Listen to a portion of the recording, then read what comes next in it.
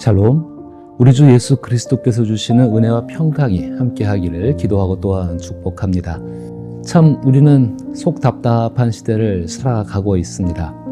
이렇게 혼란스럽고 속이 답답한 시대 상황 가운데에서 우리 그리스도인들은 변하지 않는 것들을 바라보아야 합니다. 그 변하지 않는 것들이 우리의 마음 깊은 곳에서부터 변하지 않으시는 하나님의 은혜와 사랑을 느끼게 하고 그로 인하여서 속 답답한 시대 가운데에도 새 힘을 가지고 살아가게 한 줄로 믿습니다. 오늘 함께 살펴볼 말씀은 마태복음 1장 1절부터 6절 그리고 16절 말씀입니다. 제가 읽어봅니다. 아브라함과 다윗의 자손 예수 그리스도의 계보라. 아브라함이 이삭을 낳고 이삭은 야곱을 낳고 야곱은 유다와 그의 형제를 낳고 유다는 다말에게서 베레스와 세라를 낳고 베레스는 헤스론을 낳고 헤스론은 람을 낳고 람은 아비나답을 낳고 아비나답은 나손을 낳고 나손은 살몬을 낳고 살몬은 라합에게서 보아스를 낳고 보아스는 루색에서 오벳을 낳고 오벳은 이새를 낳고 이새는 다윗 왕을 낳으니라. 다윗은 우리아의 아내에게서 솔로몬을 낳고 야곱은 마리아의 남편 요셉을 낳았으니 마리아에게서 그리스도라 칭하는 예수가 나시니라. 아멘. 말씀을 가지고 저는 크리스마스는 하나님의 은혜로 불안정한 세상 속에서도 안식을 얻게 한다라는 생각을 해보게 되기를 원합니다. 성경은 하나님의 말씀을 기록하고 있죠. 하나님께서는 구약의 성경 말라기 이후에 약 400년 동안 인류에게 침묵하였습니다. 그리고 성경은 오랜 침묵을 깨고 마태복음에서 다시 하나님 말씀을 기록하기 시작합니다. 다시 시작된 성경은 마태복음에서 예수 그리스도의 계보로 시작됩니다. 하나님께서 당신의 아들 예수 그리스도를 소개하는 것입니다. 그리고 이어서 예수 그리스도의 나심은 이러하니라 라는 구절로부터 시작하여서 그리스도의 육체적인 탄생에 대한 역사적인 사실들을 증언합니다. 오늘 우리가 읽은 성경 본문은 성령께서 마태를 통해 기록하게 하신 말씀입니다. 우리는 이 본문을 신약 성경의 서론으로 생각하기도 하고 믿음의 조상인 아브라함과 예수 그리스도에 의해 시작된 믿음이 신약 성경을 통해 전달된다는 신학적 정보를 얻기도 합니다.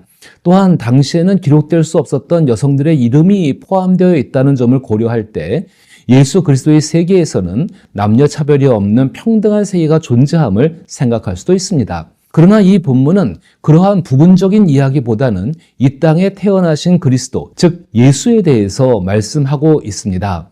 다시 말해 신약 성경은 이 땅에 요셉과 마리아를 통해 태어나신 그리스도가 예수이며 그 예수가 어떤 분인지를 소개하고 있는 것입니다. 소개하거나 추천하는 글을 혹시 작성해 보신 적이 있으신가요? 만약 자녀가 학교, 회사 또는 단체에 취업하기 위해 아버지에게 자녀 소개서를 써달라고 요청한다면 어떻게 작성하시겠습니까? 크리스마스를 기다리며 자녀 소개서를 작성해 보는 것도 꽤 유익한 일입니다. 아마도 자녀에 대한 추천서를 쓸 때는 불리한 측면은 제외하고 유리한 측면만을 강조하게 될 것입니다. 그렇다면 마태는 요셉과 마리아 사이에서 태어난 아기 예수를 어떻게 소개하고 있을까요?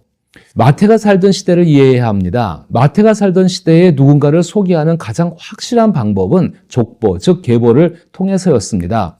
현재 우리가 살고 있는 시대는 개인주의적 문화가 지배적이어서 사람들은 자신의 학력, 경력, 실적을 나열하며 자신을 소개합니다. 그러나 가족 중심 공동체 사회에서는 그러한 방식이 아니었습니다. 마태의 첫 부분은 족보이면서 동시에 예수에 대한 소개서 혹은 심하게 말하면 이력서와도 같습니다. 당시의 이력서는 지방, 혈통, 가문 등 자신과 관계된 사람들로 구성되어져 있었습니다. 따라서 계보를 소개하는 것은 세상에 나는 이런 사람이다 말하는 방식입니다. 이는 그 계보 속에 있는 사람들이 중시했던 가치관과 행동이 현재의 그 사람에게도 존재한다는 것을 알고 있었기 때문입니다. 그런데 예수님에 대한 계보 혹은 소개서 이력서는 마태가 살던 시대의 충격적인 글이었습니다. 우선 우리가 잘 알고 있듯이 여성의 이름이 5번이나 기록되어져 있습니다. 이 점은 현재 우리에게는 그렇게 특별한 점이 아닙니다. 그러나 고대 가부장적 사회에서 여성을 족보나 소개서 혹은 이력서에 언급하는 예는 사실상 전무했습니다. 당시 문화는 여성들을 성적 아웃사이더로 철저히 분류하고 차별했습니다. 게다가 마태가 기록한 여성들은 대부분 이방인이었습니다. 다말과 라합은 가나안 사람이며 룻은 모압 출신 여인이었습니다. 고대 유대인들은 그런 나라 출신을 부정하게 취급하며 성막이나 성전에 들어가 예배할 수 없도록 규정했습니다. 그런데 인종차별을 받는 아웃사이더가 예수님의 족보에 당당히 등장을 합니다. 그러나 더욱더 이해하기 힘든 점은 마태는 특정 여인들을 거명함으로써 성경에서 비윤리적이고 가장 더럽고 추악한 부도덕한 사건들을 읽는 사람들로 하여금 확실하게 기억하게 합니다.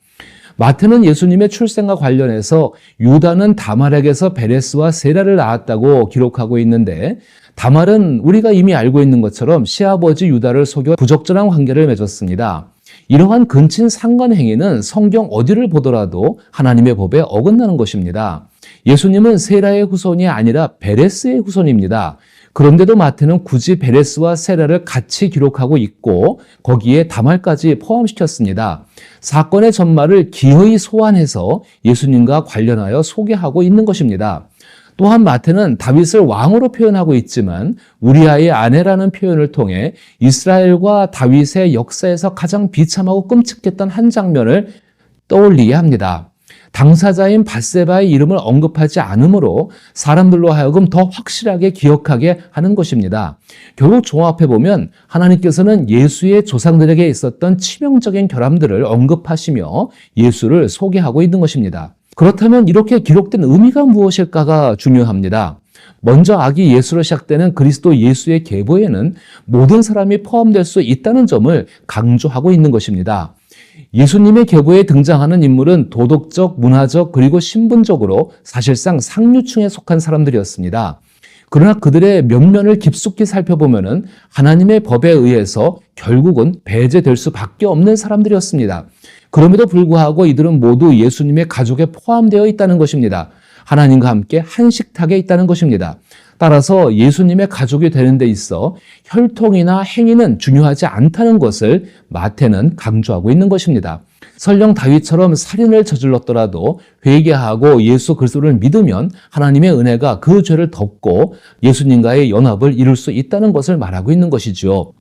하나님께서 착한 사람을 받아들이고 악한 사람을 배제한다는 고대 사회에 있었던 의식적 거룩 개념이 예수의 출생으로 인해 완전히 뒤집혀 버린 것입니다. 고대 사회에서는 거룩해지기 위해 의도적으로 부정한 것과 접촉하지 말아야 했습니다. 거룩하고 고상하게 살기 위해서는 부정한 것들과 의도적으로 접촉을 피했습니다. 이는 부정함이 전염된다고 여겼기 때문입니다. 그래서 사람들은 의식적으로 부정함과 분리되려고 했습니다.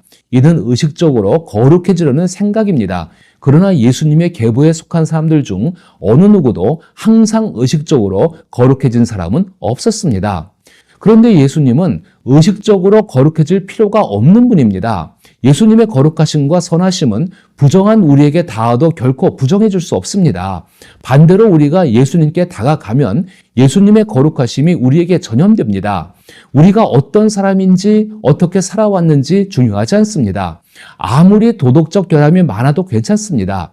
누구든지 오직 예수 그리스도의 은혜로만 하나님께 받아들여질 수 있습니다. 우리가 하나님 앞에 설 수 있는 것은 우리의 선행이나 의식적인 거룩함 때문이 아닙니다. 오직 예수께서 이루신 일을 믿음으로써만 하나님 앞에 설 수 있는 것입니다. 이사야 선지자는 예수님이 오시기 전 700년 전에 의식적으로 거룩해지려는 노력으로 가득 찬 예루살렘 성전과 유다 땅에서 하나님의 아들이 오심으로 이루어질 하나님의 가족됨을 바라보았습니다. 우리가 잘 알고 있는 회개, 죄사함, 그리고 믿음에 대해 이사야 1장 8절에서는 여호와께서 말씀하시되 오라 우리가 서로 변론하자 너희의 죄가 주홍 같을지라도 눈과 같이 희어질 것이요 진홍같이 붉을지라도 양털같이 희게 되리라 라는 말씀을 합니다. 예수의 탄생으로 인해 의식적으로 거룩해지거나 부정하지 말아야만 하나님께 받아들여진다는 것에서 하나님께서 아기 예수를 통해 이루신 일을 믿음으로 우리는 하나님께 받아들여지고 하나님의 아들과 함께 부정함에서 떠나 거룩한 삶을 살아갈 수 있는 길이 열렸음을 말합니다. 다시 한번 강조해서 이야기한다면 누구든지 예수 그리스도를 믿고 하나님 앞에 나아가 하나님과 대화하며 새로워질 수 있다는 것입니다. 이로 인해 예수 그리스도 안에서 남자와 여자, 유대인과 이방인, 서로 다른 민족이나 인종, 신분, 지위, 학력에 따른 모든 차별을 초월하여 하나님께서는 모든 사람을 똑같이 잃어버린 자녀로 생각하시며 똑같이 사랑받고 받아들여줄 수 있게 되었다는 것입니다. 결국 예수님의 계보 속에서 결론은 하나님께서 예수 그리스도 안에서 우리를 부끄럽게 여기지 않으신다는 것입니다. 하나님께서 우리를 부끄럽게 여기지 않으시기에 우리는 하나님 안에서 안식하는 삶을 살아갈 수 있습니다. 마태복음은 이 안식이 오직 예수 그리스도를 통해서만 우리에게 온다고 말하고 있는 것입니다. 예수 그리스도는 실제로 우리가 살고 있는 시 공간에 들어오셨고 지금도 함께 하시며 가장 낮은 신분의 사람들과 왕을 하나님의 식탁에 함께 앉히고자 구원을 이루셨습니다. 우리가 이를 믿는다면 스스로 우리의 자격을 입증할 필요가 없게 되었습니다. 하나님 앞에서 우리가 실패자이든 왕이든 결국은 전혀 중요하지 않게 되었다는 것입니다. 하나님의 은혜만 있으면 충분하며 그 은혜는 우리의 실패에도 불구하고 하나님께서 예수 그리스도 안에서 풍성하게 부어주시는 것입니다. 물론 예수님을 알게 되면 예수님을 기쁘게 하는 삶을 살고 싶어집니다. 그 삶은 하나님의 은혜 속에서만 살아갈 수 있는 삶입니다. 그래서 우리는 예수님을 알아가면 알아갈수록 부정한 것을 버리고 더욱더 거룩해진 삶에 나아가려고 합니다. 하나님의 은혜는 우리를 세상의 고통과 악으로부터 안식을 얻게 합니다. 때로는 우리의 힘으로 모든 일을 잡아야 할 것 같지만 이는 부담스러운 일일 뿐만 아니라 사실상 불가능한 일입니다. 그것은 하나님만이 하실 수 있는 일입니다. 크리스마스는 선하신 하나님께서 역사를 주관하고 계심을 말해줍니다. 하나님의 선하심은 모든 일을 바로 잡으십니다. 이것은 낭만적인 낙관론이 아닙니다. 하나님과 함께 마침내 우리의 삶을 새롭게 할 수 있다는 것을 의미하는 것입니다. 그래서 우리는 현재의 시련과 비극에 부딪혔을 때도 평안과 힘을 얻을 수 있습니다. 댐의 수문이 열려 물이 흘러넘치면 주변이 물로 가득해지는 것처럼 궁극적으로는 하나님의 영광이 온 세상을 덮게 될 것입니다. 예수님은 그 일을 시작하셨고 완성하셨으며 다시 오십니다. 현재 우리가 살고 있는 삶의 현실은 불안정하고 혼란스러우며 속 답답한 상태라고 생각할 수 있습니다. 그러나 이러한 상황은 요셉과 마리아를 통해 예수님이 태어날 때에도 그리고 예수 그리스도의 계보에 등장하는 인물들이 살았던 시대에도 존재했습니다. 우리나라의 정치적, 경제적, 사회적, 문화적 혼란 속에서도 우리가 삶을 이어갈 수 있는 것은 우리의 의식적인 거룩함이나 그리스도인이라는 명분 때문이 아닙니다. 우리는 아기 예수를 통해 하나님께서 불안정하고 혼란스러운 역사 속에서 어떤 일을 하셨는지를 알 수 있고 그 일을 깊이 생각하고 있어야 합니다. 그래서 크리스마스는 하나님의 맷돌이 천천히 돌지만 결국 아주 고운 가루를 만들어낸다는 것을 보여준다고 저는 생각합니다. 세상에 돌아가는 모습을 보게 되면 하나님은 마치 안 계신 것 같고 잊혀진 것처럼 보일 수 있겠지만은 하나님께서는 지금도 모든 조치를 취하시며 놀라운 약속을 성취해 가고 계십니다. 성경을 읽으면서 믿는 자들에게 주시는 약속을 바라볼 수 있게 되기를 바랍니다. 하나님은 우리가 감히 구하거나 생각하는 것보다 더 넘치도록 주실 수 있는 분이십니다. 그래서 아기 예수는 우리에게 넘치는 선물입니다. 아기 예수의 탄생을 기다리는 대강절 기간 동안 약속을 이루시는 하나님을 바라보며 이 세상 속에서도 평안을 누리며 자기의 삶을 성실하게 살아낼 수 있기를 축복합니다.